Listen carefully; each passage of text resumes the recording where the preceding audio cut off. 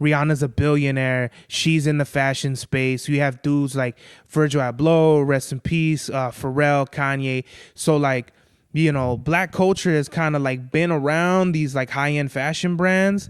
So I don't see why like it's 2026 and we're still kind of getting like these, like the racial shit is still floating around when it's like, I feel like hip hop is still dominating. It's still like the most prominent, dominant genre of music out there that's influencing the culture. Mad Max was the turnout of my lifestyle. Smoking green, blowing white clouds to build the blue skies. Conversating with the gods by my wildflower to let them know that it's the God's hour. This love's the never-ending saga. Gods by my wildflower to let them know that it's the God's hour. This love's the never-ending saga. Gods by my wildflower to let them know that it's the God's hour. This love's the never-ending saga. Gods by my wildflower to let them know that it's the God's hour. This love's the never-ending saga. Walk through the sands of times like Gara. On the other side of that gad is karma. You wet Prada, the devil like inside your box now. While the angels fly over my headstone.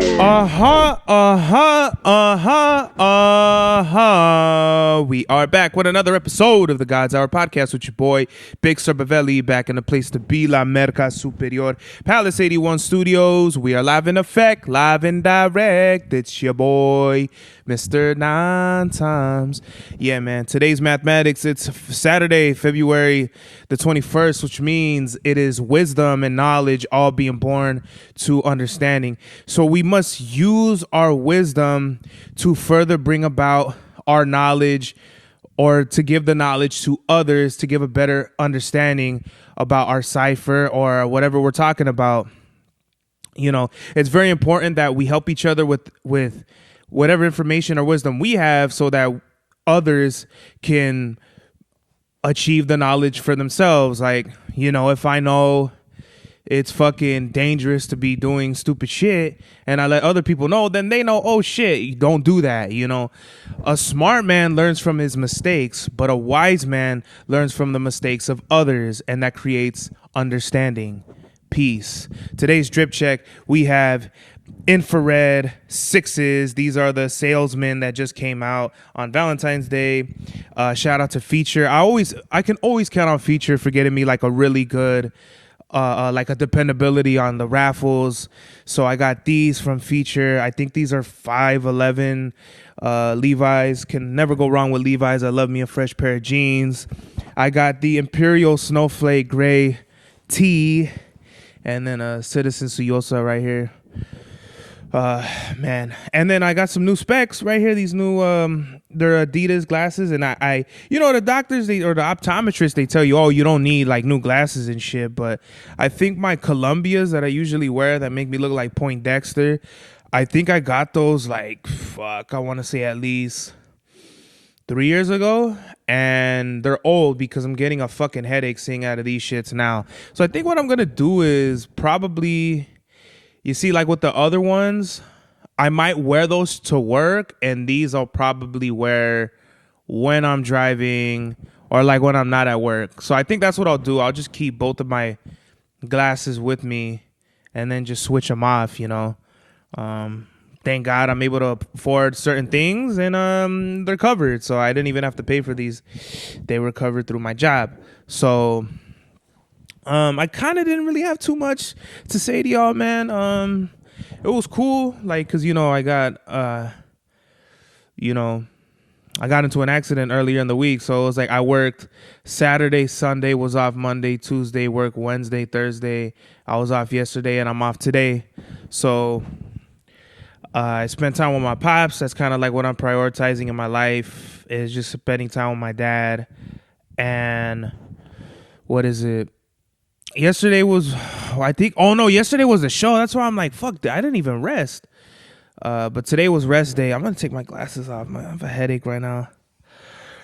What is it? I had, yesterday was the show, Love at the Boulevard in Boyle Heights, East Los Angeles. Me and 30 threw it. I got to like figure out how we're gonna like package this shit, cause you know what I mean. Now we're turning this shit into like a real deal Holyfield, like a promotion type thing, you know. And I want to move like that.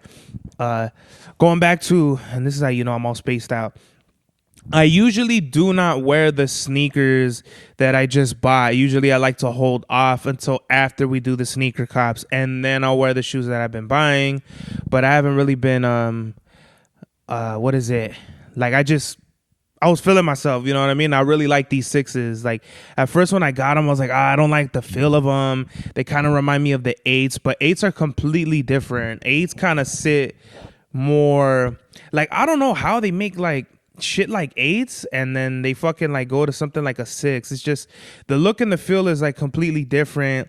What I don't like about eights is like the straps on the side, and they're much harder to take on and off. They have like the sock liner thing where you have to pull it up, or if not, it's just there's gonna be bullshit. But I think that's kind of like they got away from that with like the Jordan 9. So it's like these are like really comfortable, and I like them. Like when you go from because where I went from getting Jordans, I went from like New Balances and kind of like Asics to Jordans. So you're kind of going from the most comfortable sneakers you could get to kind of like not the least comfortable, but much more less comfortable sneakers. So I think that's kind of like, I would say if you're gonna go by like Nike, at least I would start with like probably like a Dunk to like a Air Force to a Jordan, and then you would go up to like the more comfortable running shoes. Obviously for me, like the most comfortable shoe of all time, and this ain't even like a Nike plug, this is just the shoes that I like, you know, I would definitely give it to a Vomero 5. Then somewhere, I think the top 3, if I'm not mistaken, that I would like, if I were to do the top 5 most comfortable sneakers, it would have to be Vomero 5s, Air Monarchs, New Balance 2002 Rs, 1906s are right there. But if I were to move somewhere else with it, I do Asics, Gel NYC, and it'd go right back to like a Nike sneaker, probably like.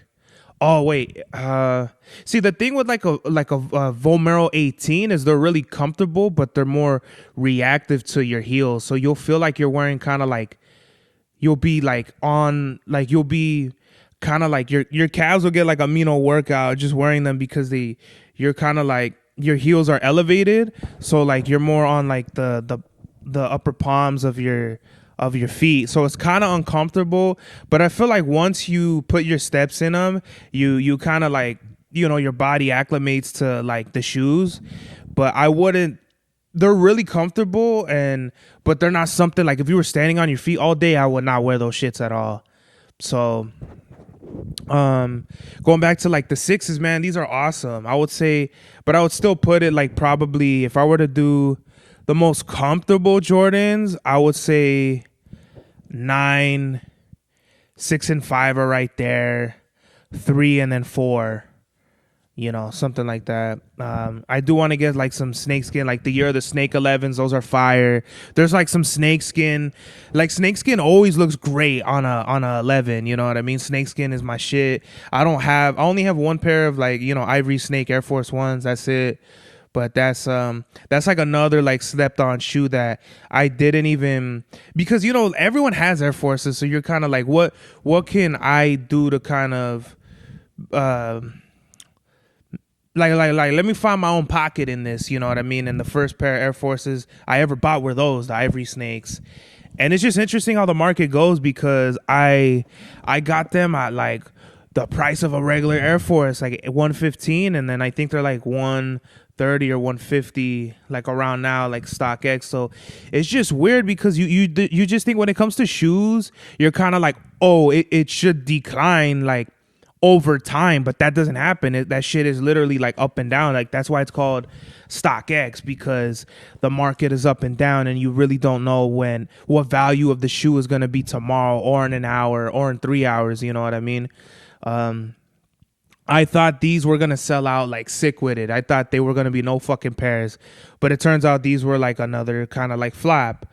You could get these pretty much they're readily available, and you can get them on. I don't know about discounts, but like my size, like 12, is like never available. The only time like my size is ever available for discount if it's like the last fucking pair that they have. That's happened to me at Foot Locker like so many times. I think I got, the last pair of Adidas Responses, the last pair of like Ozmillens there. There was another pair too that literally, I think they were Reeboks that I got. They were literally that, whatever the display was, I bought the display shoes, and the bottoms were all like fucking used up and shit, but whatever.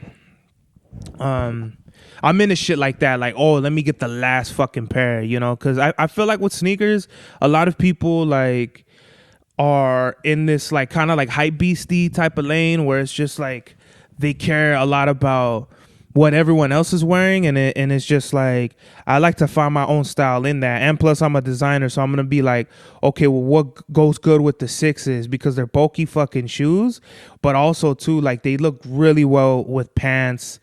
8s I don't really like with pants. 9s I love with pants. 4s look good. 3s look 3s, 6s, and 9s are like, they look awesome with pants. With shorts, they're all right. You know what I mean? They're when you wear them with shorts, like Jordans with shorts, they look kind of like more, you need to have like more of an athletic fit to me, because if you kind of wear cargos, it kind of just looks a little random, When you're wearing basketball shoes, I feel like you have to wear basketball shorts, tank tops, shit like that.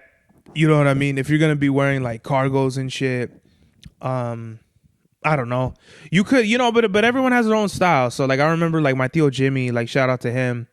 He was on the Jordan shit like heavy, and I didn't understand it. I always thought, oh, those were those shoes that look bulky as fuck, and the astronaut boot shoes. That's what I thought. And I remember, I think like one day I was at the mall and I forgot what store. I might have been like in Shoe Palace, but that couldn't have been right, because I don't know if Shoe Palace was in the mall at this time, but let's just say it was like a Finish Line or something. And I remember the Jordans were like $200 then, and I was like, who the fuck would pay $200 for his shoes? And my future self is talking to that guy right now, talking about you, bruh, eventually. But I feel like my love for sneakers didn't come from anything, how should I say it? Like, I wasn't looking at other people's sneakers and being like, I need those. I was looking at kind of the fashion of it. Like, probably what got me into it was like dudes like Clark Kent, and like podcasts like Full Size Run, and what else? Maybe not the Complex Sneaker podcast, but like that too, like Sneaker Shopping. Really like the podcast about sneakers. It was really Full Size Run, and like kind of like probably more like Mayer, definitely for Air Forces. But just seeing like them like that, and seeing how like the fits, I'm like, oh, like you don't have to wear what everyone else is wearing with the shoes. Cause like in middle school, it would be like, I remember when like, I think they're called Roshis. We called them Rochers when we were fucking in middle school. But like the Roshis, those were super popping. Jordan 1 high tops were super popping. I always go back to this, like all the prettiest girls wore Air Maxes, but they were actually Jordan 1 high tops. Like I remember this girl, her name was Daisy. Shout out to her. She had like every single color Jordan 1 high top, but like not just like regular. I mean, they were GRs, but they were like, it would be fly. Like she would go with the colorways. You know what I mean? She would wear like purple shirts with the purple high tops. Like I remember she had these Jordan 1s that were like a Halloween, like a Halloween theme. Like I think they were kind of like almost like a neon, but like a certain color of green, but it kind of reminded me of neon, but like a slime green with purple. And she had like a purple shirt, you know what I mean? And she would match like that. Or fucking if she had like bread high top 1s, she would wear like black and red. Like she had like, I loved her style. She had like, you know what I mean? Like she would wear like red, maybe not a bandana, but like a red kind of like a thing, like a hair tie, you know what I mean? Like kind of like on some Tupac shit, but like, like a red thing and then a black shirt. And that would be like, she would wear the bread high top 1s. So style, like that was always, I was always into that. Obviously, like, you know, my mom, she's a hairstylist, so her whole look, she had to like look really fly, you know, because that's her business. You know, my mom's a hairstylist, so fucking you have to look presentable. And you know, when people see the money, they want to spend the money, and that's kind of like where I get that from. But my mom she was more like professional, you know what I mean? High heels, kind of more dressing like formal type shit, you know what I mean? From what I remember.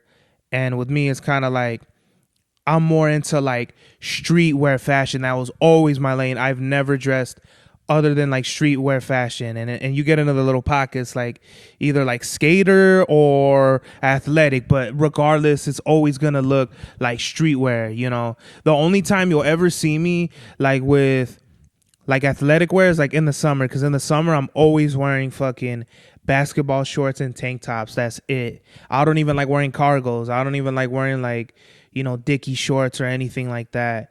If I'm gonna be fly, like, then I have to like, you know, put on like a good pair of jeans, something like that with a button up, or really it's just polos. I don't even do button ups because polos are like super light, you know, and my body runs really hot. So like when it comes to like fashion, you have to find out where you fit into that. And I never liked dunks. SB dunks are all right. They're just kind of like more flatter and they squeeze my feet. Never was really into those. Vomero 5s was something that I fell in love with. And I see people wear those like all the time. So it's kind of like, I didn't even know they were like a thing. They're kind of like a lot of people wear them, but they're not as popular as like, let's say like a 9060 New Balance or a fucking Asics are pretty popular. I usually see people wear gel NYCs or Kayano. Really, it's Kayano 14s, obviously. Then you have like a New Balance 9060s. I do see a lot of people wear 574s as well. 1906s here and there, 2002Rs here and there. But really, it's just like 9060s the fucking wave right now. And I feel like every other shoe is kind of, they're taking a back burner to that. I do feel like the New Balance wave is kind of slimming down and shit. But every day I see a very good variety of different shoes. Like I'm seeing more people wear Ons. I see Brooks out there. What's that other shit? Hokas are out there too, but I feel like On is really like it's kind of like second right now, second place. New Balance is forever like the king to me. As far as like comfort, you know. But Nike's right there because just Nike has so many models, so much technology, and so much like, you know, they got you for any single lane that you want. They literally have training shoes, walking. I mean, walking shoes kind of like a myth, but I'll say like runners, trainers, basketball, tennis, skate, you know, like all those like lifestyle, you know what I mean, all those like subcategories. Like for sure Nike has one shoe for every single one. For like a more of a lifestyle, for me personally, it'd be like an Air Max 95. If we're gonna go basketball, I would probably give it to like a Jordan 3. If we're gonna do trainers, obviously Air Monarchs. What else did I say? If we're gonna do like a tennis shoe and Nike, I can't even think of really like any. Whenever I think of like tennis shoes, I think of like Stan Smiths because that's what they were for. But you know, I'm not a tennis player, so I would imagine if you're gonna play tennis, you would want like kind of like a more flatter shoe, right? So if we're gonna do that, I mean, an Air Force, I wouldn't. An Air Force has way more comfort than like a Stan Smith. You know, I don't know how Stan Smiths are so popular. I think Stan Smith just came in at a time where like shoes of that style were popular, like Converse, you know, the Chuck Taylors, or like a fucking what's that shit, like the shell top, what are those called, fucking like a Superstar, Adidas, you know, too. So, and those are older models as well, so I can't really like say what if it's like, you know, if that's what it is or not. I just think like I have like a really like good love for sneakers. And I didn't even think I was going to talk about sneakers for this long, but the sneakers that are coming up, we have The Wolf Gray Jordan 5s are already put in a raffle for those. Then in March, we have the Imperial Purple. You know we got to get some Imperial. Like those, I'm going to go bodyguard hard for. I'm going to get on like every raffle to hit those and shit and see if like Slick C, if I get like 2 pairs to sell one to like Slick C. And then we have the Air Max. Not only do we have Air Max Neon 95s, but we have Neon 90s and then Neon some other shits. You know, let me check on the sneakers app real quick, but the Neon 95s are like elusive as fuck. We have what is it, on the 27th we're gonna have the Fragment Jordan 1s. Those are cool. The denim, what I really appreciate about like the denim Levi Jordan 3s is they have like kind of like a black cement denim version of the black cement 3s that Jordan did. They're cool. They have like a white cement one, you know, where it's like blue denim, and then I think they have like another pair if I'm mistaken. But I didn't go for those. They're cool, but I think I'm good on like Jordan 3s. The only like 3s that are gonna come out that I think I'm gonna get is I think the sport blue ones are gonna come out. But you know, I think I only have like 3 pairs of 3s. I have the Vuelos, I have the Alma Maniere for the Loves, the Rare Air, and the Pure Monies. So like 3 of them are white, you know what I mean? So I really don't need white cement 3s. I have white cement 4s. I think those are a better shoe. Like in that design of the white cement, I think the 3s look better than the 4s. What else do we have?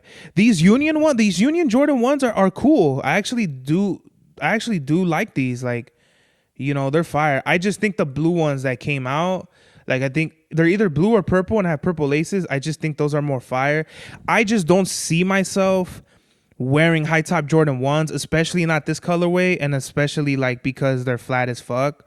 So maybe I'll pick these up if they don't sell out. I doubt they're not gonna sell out though.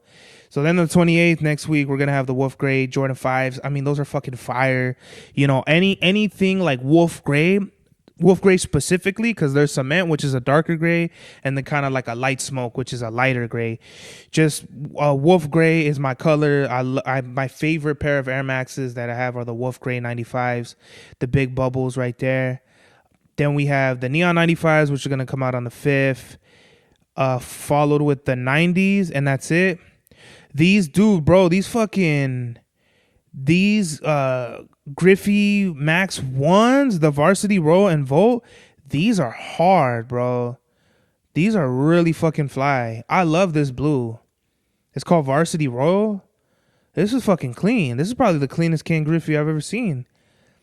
But that's the crazy thing. We have the Nuans on the 5th, the Neons on the 5th, the Neons on the 5th, the Griffeys on the 6th, and then right there, the Imperial Purple 4s on the 7th. And that's actually my dad's birthday. You know what? I forgot to ask him what he wanted to do. So maybe, you know, if I see him tomorrow, I'll ask him what he wants to do. Because I'll take him the day before. I don't really have that much time. I can accumulate time, but I'm kind of trying to pace myself because I've already used 3 days.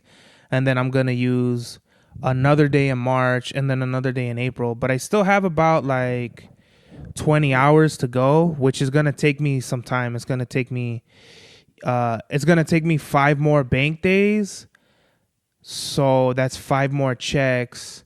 I mean, I'll be fine. I could do it. I could take my pops' day off, but it'll just depend. I'll see. I don't know. We'll see what happens and shit. So that's kind of like the sneaker news. I already put in for the 95s. Shout out a feature. And once again, these 6s are awesome. Just like a really different looking pair of shoe, but not like, you know, I've seen different 6s and I kind of don't like some of the colorways. Like the maroon ones are cool, but the ones like I think there's Oreo 6s that I always see everybody have. Like, you know, they're cool. Don't get me wrong. And if you have like a good fit, you know, I've seen like younger kids too wear like a black and white fit. Like let's say a white shirt, black sweats with the Oreo 6s. That's hard, you know, but that's kind of like, you know, predictable and shit. But nevertheless, like it's super fire. You know what I mean? So Let's see what else we got for topics. Rock Marciano performed at 2 whatever the fuck Mulberry. I thought that was interesting. I come out with an album called Mulberry, and he performs, for ALD. The funniest shit I've ever heard somebody say is, I got this Ozmillen Dore. Hilarious, bro. It's Aime or Aime Leon Dore. If you're gonna be doing a whole fucking like promo for a brand, please like understand how to say the brand name. You get what I mean? Like Aime Leon Dore, Aime Leon Dore. I've heard it different ways, but it's definitely not Aime Leon Dore. Like fucking funny. And I just love, honestly, like that's the only critique I have, but Rock was up there.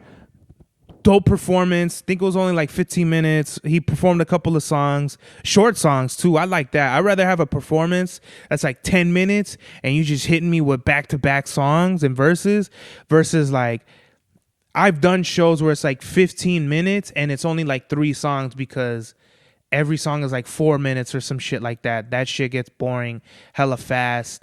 You're repeating the hook and all that. Unless it's really fire, you know what I mean? But I feel like people have like such short attention spans that they need more variety and less kind of like of the same shit. So I feel like leaving people wanting more instead of like overstaying your welcome, especially with a performance, but just music in general, it's kind of like the best way to go about like winning a crowd over. And Rock was up there. I forgot the first song he performed, but when I was watching it, I was like, here we go with this shit, man. Like I stopped listening to Rock Marciano because like his shit is random as fuck. Like it just reminds me of his own interpretation of Ghostface Killer, which isn't a bad thing, but I just don't like the fact that he's kind of like owning the godfather of like the underground sound, which I completely disagree with, because I honestly feel like his style was pretty different from Griselda. Then when Griselda came out, he fucking kind of like, oh, let me see if I could like compete in this space and do my own thing, which isn't a bad thing. But it's like if you're changing your style because a new sound is coming out, you're not the godfather of it. You have to follow that. You get what I mean? And that's not no shots to Rock. I just don't feel I just feel like a lot of people have been giving him the title of Godfather of the Sound when I honestly wholeheartedly say it's West Side Gun. You get what I mean? People weren't giving a fuck about like the fucking underground grimy sound of music until West brought a rebirth of that. You get what I mean? With Fly God. Fly God, make no mistake, Fly God was the genesis of the sound that's kind of like been dying out now. You got to think Fly God came out almost 9 years ago in March, whatever the fuck. It's been 9 years. Tell me like if people are like hungry for the Griselda sound, they're not. We have acts that kind of been around, but they're like now under the Griselda like flag in like Jay Worthy and Rome Streets. Armani Caesar's been in there, but I wanted to be like on Griselda like so bad, but I feel like I'm glad I didn't, and I'm doing my own thing because it's like Mock said in the T and Converse interview, like a bump like this could flip your fucking car over. You know what I mean? So if you don't like kind of pay attention to kind of like your presence in like contemporary like hip hop in the space of like what it is, you're not going to be able to kind of like succeed in the way that you think you are. Like, I'm really happy for Conductor Williams, but I feel like had just Conductor Williams, Rome Streets just like kind of did his own thing, but still collaborated with Griselda, I feel like it would be a lot better because I feel like he didn't really need to be under like the Griselda umbrella, but it just fit. Jay Worthy being with him, it just kind of fits. You know what I mean? What's his name? Boldy James is another one. Like, I felt like his music was way better without Griselda. Like, talking about like my first chemistry set or some shit like that. Like, that album is like way better than like all his shit like right now. And that goes back to Rock Marciano. In the performance, he does Emeralds, and right when he performed Emeralds, I was like, dude, this is fucking awesome. Why doesn't Rock Marciano rap like this anymore? Alchemist even said it in an interview. I forgot what interview, but he's like, how come you don't like bring back like that pocket, like the cadence, you know what I mean? Like this was hard as fuck. And Rock's like, cause I did that already and I wanna like create the new shit. Well, in my opinion, Rock, you kind of been doing the same shit for like a couple of albums now, which isn't bad. I'm just saying like Alchemist is kind of right. Like the producer always knows what sounds best if he's making the fucking beats. And it's like the shit that I feel like Rock spits is like, really it's his cadence, because his pen has kind of always been there, but the cadence and the way he like delivers his rhymes, I don't really like it as much. You know, I felt like he had his hunger for sure was at its peak on Marsburg. That's why people love it so much, because it was raw. It was fucking like, it was boom bap in a way, but not really. It was his own thing. And I feel like if you want to argue, I would argue that Marsburg started its own wave back in like 2010, where that, you know, Sean Price, all that kind of shit. But that was then. That was way before Griselda. That was before the drumless sound. The drumless sound kind of came back with Griselda, but I would say like Rock was the prototype to come out later. And I always bring this up with Combat Jack saying like he tried to give the credit to Rock Marciano, like, oh, it's like I think I forgot what he said, but he's like, your pen is unmistakably Rock Marciano. And it was like Wes kind of like, he didn't want to outright like tell him no, but he respectfully was like, you know, I listen to the Rocks, the Ghosts, the Rays, because the Wu sound is really the first thing, like the first sound of like underground hip hop raw music. It started with the Wu. Before that, you had like conscious rap and underground, like, you know, it was either like horrorcore or like really extra out shit. But like the Wu really birthed that like underground, like shit like Nonfiction. Like all those fools came under the Wu umbrella, the Wu sound that they birthed. So it comes in waves, you know what I mean? You got the Wu in the 90s. They polished it up in the early 2000s. You come back with like, we can say Rock followed that as well with like Reloaded, which had a lot of drumless beats. I'm not trying to say like Rock didn't contribute. I'm not trying to say Rock, you know, it is like not an innovator or originator or anything like that. I definitely feel like without Rock, the hip hop looks different for sure. You know, Rock's DNA is in a lot of like rappers that are out now. I'm just saying when we put a big title like The Godfather, he's not the Godfather of like today's underground hip hop sound. You get what I mean?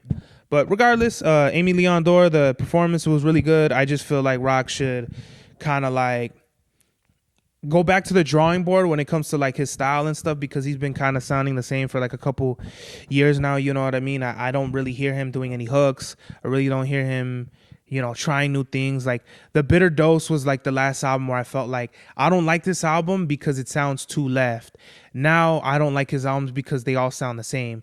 So it's kind of like Rock got to find this medium of like find out what he likes, what works, and something new. And I feel like when Rock can find that good balance of all three things, he'll make like one of the best albums. You know, I feel like I would argue Marsburg is his best album. I would say Rosebud's Revenge is like second. Pimpire Strikes Back is right there. Actually Reloaded. Okay, so I would say Marsburg, Rosebud's Revenge, Reloaded, Pimpire Strikes Back, and it drops off from there. The last album, I felt like Rock really got close to like, you know, being where he like should be, is like Behold the Pale Horse.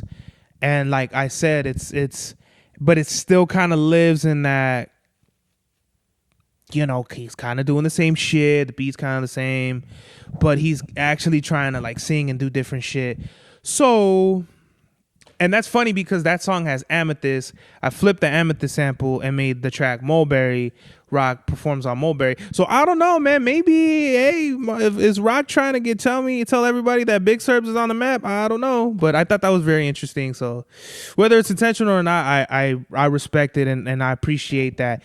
Rock is even performing for Aime Leon Dore, because I feel like they're one of the street brands that's super low key and is keeping like the hip hop shit alive.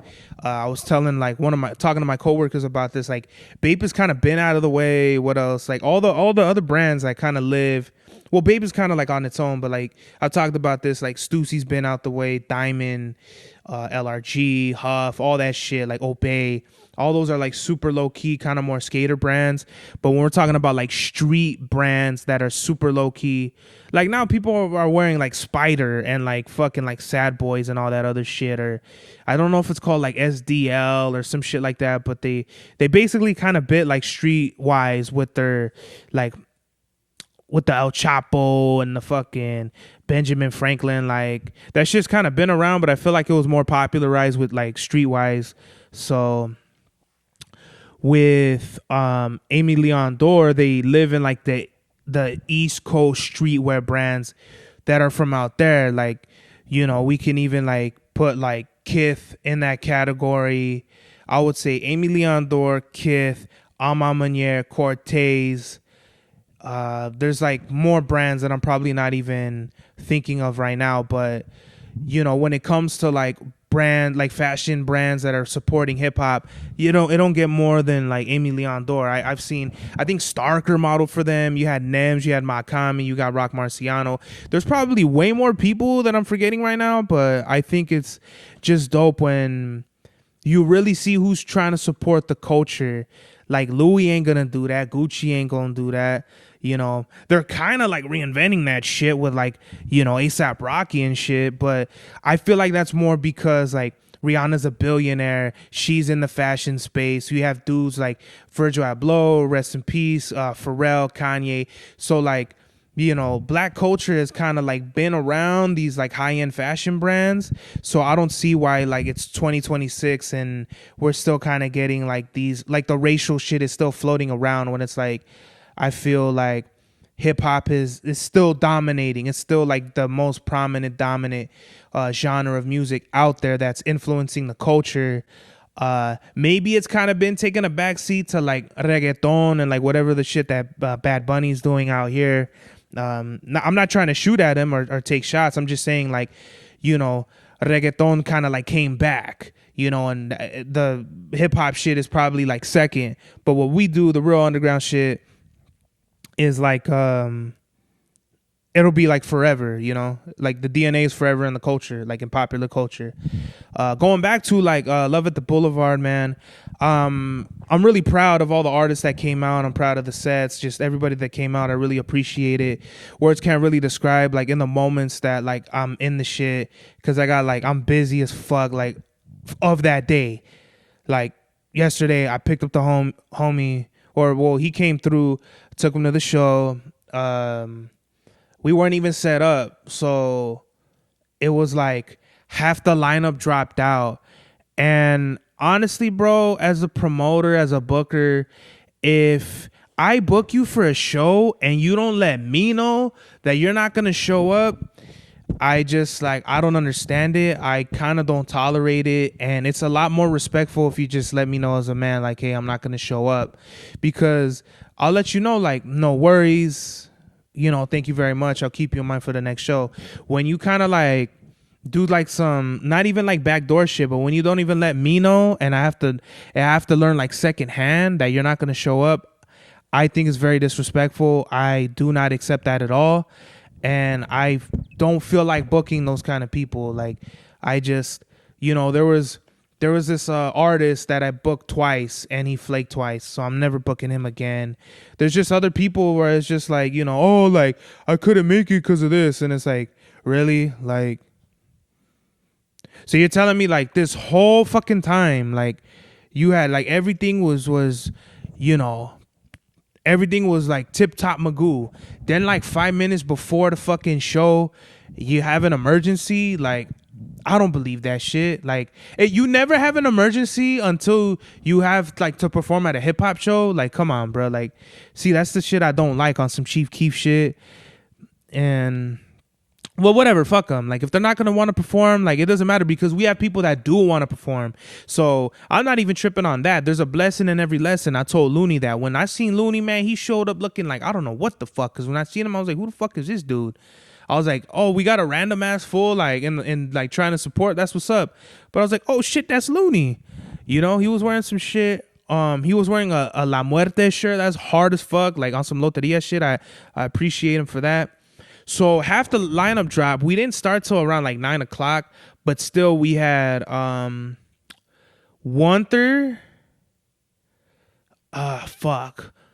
Then it was right. It was Wanther. Then it was like Abe the Freak, me, Looney, George, and then Big Ace. Yeah, like it was only a few of us. And then the homies, BC1, they're from Chile. Shout out to them. They came through and they just wanted to support. They bought shirts from Big Ace. Shout out to Big Ace and his wife. We chopped it up. They were talking about they want to do business. I'm more than welcome to do business with anybody if it makes sense. You know, I don't want to do business with everybody, but they seem really cool. They seem really genuine. So I told them, I was like, yeah, just holla at me, let me know, and we'll set some shit ups, do some shows and shit like that. I'm totally open to that. I'm not one of these assholes that's out here, whoa, fucking, you have to pay me, or you know what I mean? Like, I'm not one of those, like, my head isn't that fucking big to where, like, I'm not gonna fuck up. Like, greed kills opportunity. So I'm not gonna be one of these dudes that's just gonna be like, well, it don't make sense because I don't feel like doing business. It's like, if the business makes sense, then let's do it. Let's run that shit. And shout out to Big Ace, bro. Like, he headlined the shit when there was like the littlest amount of people at the bar. You know what I mean? Not saying that nobody was there, but it's shit like that where I was just looking, man, and I feel like, you know, I hope he like doesn't like come with a mediocre performance, you know what I mean? Like, because like he's discouraged or something. Like, I really hope that he comes out here and he gives it his all, because when I was doing open mics, when I was doing shows in front of like 5 people, or what's even worse is I'd rather perform in front of a crowd of 5 people that are super into it than like a crowd of like 50 or 100 that do not care. I've performed at some of those places and it sucks because you have a room full of people and you're spitting your heart out and no one's even reacting to it. So you're like, well, what the fuck? It's kind of like a mind fuck. Like, well, is my shit whack, or like, are these people whack? No, fuck these people. They're whack because I'm over here spitting like a motherfucker. So going back to Big Ace, shout out to him. He brought his merch. He was looking fly. He was like the only one who showed up like with the fucking etiquette. I think I was like, honestly, I'm just, you know, being biased. I thought I was the flyest one. Then it was Big Ace. But he did more like the old school, like Pachuco style zoot suiter, you know what I mean? 40s type shit, which I thought was fitting because we're in East LA, we're in Boa Heights. That's what you should do. You know what I mean? That's what we're not expecting, but I feel like that's kind of like, if there was a mission to be completed, he completed that mission. You know what I mean? So shout out to Big Ace. Shout out to BC1, 1/3, Abe the Freak, George fucking Burns, man. He came up there with the undefeated fours, man. Shout out to him. He didn't even say bye to me. That's crazy. He gave me an Irish goodbye. He said hi and didn't say goodbye. Who else was there? 1/3, 30. Shout out to 30 as always. I don't know. Yeah. Shout out to them and shit. So we are now going to get into a kick test of the Adidas Ozmillens. Fuck yeah. I finally got around to reviewing them. So let's do it. At a retail price of $110, these dynamic sneakers are made in part with recycled materials. Drawing inspiration from an iconic 90s design, these Adidas shoes are updated for today with pops of color and a breathable mesh upper. Your feet stay comfortable all day thanks to the Adi Plus cushioning system, absorbing impact with every step. A mix of embossed and debossed details deliver a fast, dynamic look that's sure to turn heads. But it's their versatility and comfort that will keep you coming back for more. This product features at least 20% recycled materials. By reusing materials that have already been created, we help to reduce waste and reliance on our finite resources and reduce the footprint of the products we make. For casual wear, I'll give it an 8. I wish these were more available. I wish there were more available, diverse colors that are out there. But you, like, like, what the fuck did I put right here? But you isn't find enough to match a good fit. But it isn't hard enough to find a good fit. Holy fuck. The cushion on both the in and outsoles respond very well with my feet. They take some getting used to as they're not very stable, making them a better running than walking choice. They're chunky looking but fit perfectly. A great design with a smooth, comfortable upper mesh and leather. For heavy wear, I'll give it a 7. While these are comfy, I feel like I'm stepping on marshmallows, which isn't bad. It just takes an acquired step. These held up well during my walk. For the price, I'll give it an 8. 110 for a shoe like this is pretty crazy. Like, it's a steal. It doesn't look or feel cheap. I just wish more colors were out there, but these will hold you down for sure, especially at this price. Does it fly? Yes. Overall, I'll give it a 7.8. 7.8. These there's very few shoes out there at this exact price that can compete, but I'd spend just a little extra for a more stylish shoe like a Vomero 5, but that's just being picky. These are all around great shoe, and you can't really find them anymore. They're kind of like becoming like Defy all days. You know, I just like that they're light and most of the weight is probably in like the outsole. So, you know, get yourself a pair if you can find them. They were on like, I feel like I bought like all the ones that were on sale, like at Champs. You know, I had like so many fucking pairs. And I gave a couple away to my cousin. I think I only have to like 3 pairs now. But the message of the day, man, is always have goals. Always have goals that you want to achieve, because life without goals and dreams is whack as fuck. You know what I mean? It's very depressing. So just make sure that you have goals, you achieve them, and you create more goals. Like, obviously I had my goal of losing weight. I'm kind of gaining weight, so I'm kind of behind. I'm like falling behind on that shit. But you know, it is what it is.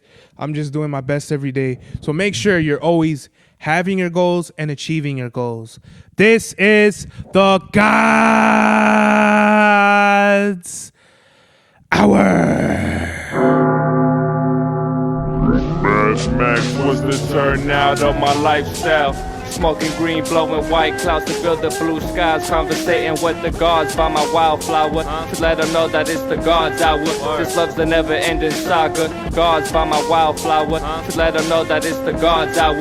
This love's the never-ending saga. Gods by my wildflower to let them know that it's the God's hour. This love's the never-ending saga. Gods by my wildflower to let them know that it's the God's hour. This love's the never-ending saga. Walk through the sands of times like Dore. On the other side of that gad is karma. You wet Prada, the devil like inside your box now, while the angels fly over my headstone.